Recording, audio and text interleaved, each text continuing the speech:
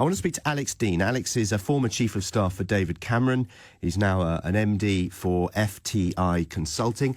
Your boss, David Cameron, once described this man as a psychopath. How would you describe him? Hi, Ian. Mucky weather, isn't it? Yeah. Look, I worked for Cameron ages ago. Right. But one thing that has remained true between then and now is that it's the job of the special advisors in other teams to get on with the leaders' special advisors, not the other way around. Right. And I share your admiration for Cummings' decisiveness. He gets stuff done at a rate of knots. The other thing I'd say is he simply does not care what people think about him. He sees himself, I think, as a doer. Don't know him well. Saw him during the Leave campaign as we were on the same side, but different factions therein. But he's an impressive, he's an impressive and ferociously bright guy. Yeah, he is very bright. I mean, he was obviously at Oxbridge. Despite some of the things he says about his past, I don't think we can describe him as traditional working class. He went to quite a nice school in Durham and all the rest of it.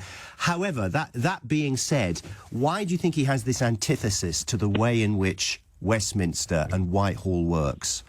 Well, look, all I can say, I've read the same sort of things you have that he pumps out at inordinate length. He simply thinks that things don't work. And he's probably got a point on that.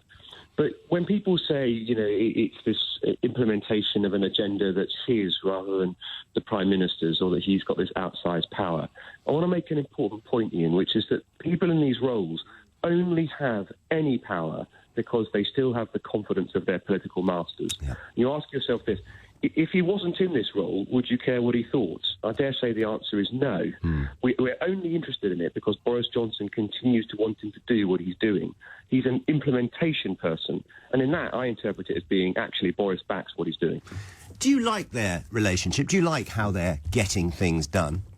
I do, and I think it's vital that Number 10 has good relations between those who are implementing things and their political masters. I also, for what it's worth, think it's really important that Number 10 gets on with Number 11.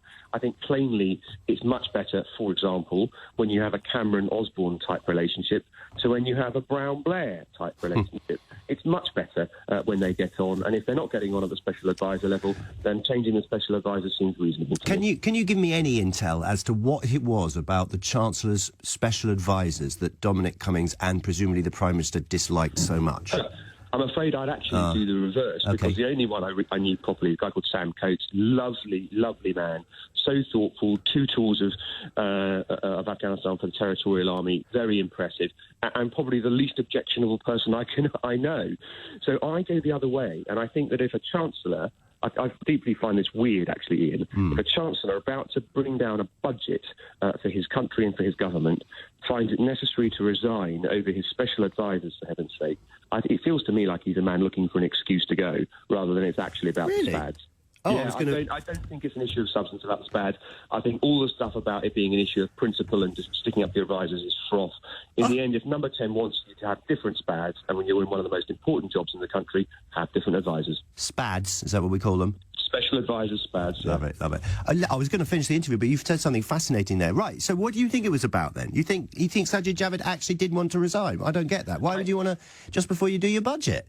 Yeah, well, I'm just reading the runes, right, because I haven't talked to him personally about it, and since he flip-flopped on Brexit, not really seen much of him personally either. But my instinct is that he felt he wasn't rowing in as powerful a position as he had been, and I think the fact that Rishi Sunak, who was right next to him when all this happened, willingly goes on to be Chancellor, tells you it's not an issue of principle. Rishi Sunak's a deeply principled, smart guy himself. He's willing to do the job, albeit without the special advisors who was apparently the issue. And for what it's worth, my guess is you're looking at someone now in Sajid Javid who just didn't feel like he was sitting in or getting things done that he wanted, and therefore he found an excuse to go. Because in the end, going over your SPADs not being wanted is ridiculous.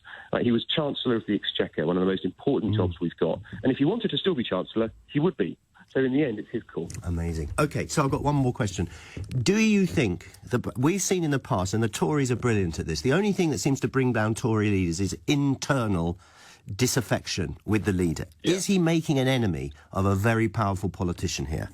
No, I don't think so. And actually, one thing I'd really say about Sajid Javid is I admire the way in which he's dealt with this going. You know, he's not a David Gauke style, set fire to the world now that I'm not getting my way. He's been respectful and reasonable about it.